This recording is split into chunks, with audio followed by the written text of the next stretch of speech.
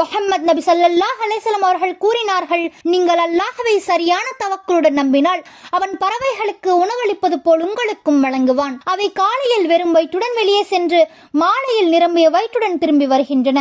அறிவிப்பவர் Umar ரலியல்லாஹு அன்ஹு, நூல் இப்னு மாஜா. அல்லாஹ் சுப்ஹானஹு வ தஆலா தன் திருமறையில் சூரா அத்-தலாக் வசனம் 3 கூறுகிறான், மேலும் எவர் அல்லாஹ்வின் மீது நம்பிக்கை கொண்டு அவனை முற்றிலும் சார்ந்திருக்கிறாரோ அவருக்கு அவன் போதுமானவன். நிச்சயமாக அல்லாஹ் தன் காரியத்தை நிறைவாக்குபவன். திண்ணமாக அல்லாஹ் ஒவ்வொரு பொருளுக்கும் ஓர் அளவை உண்டாக்கி வைத்திருக்கின்றான். சகோதர சகோதரிகளே, நமது வாழ்க்கையில் நடந்து முடிந்தது, நடப்பது, நடக்கப் போவது போன்ற அனைத்தும் ஏற்கனவே அல்லாஹ்வால் எழுதப்பட்டது.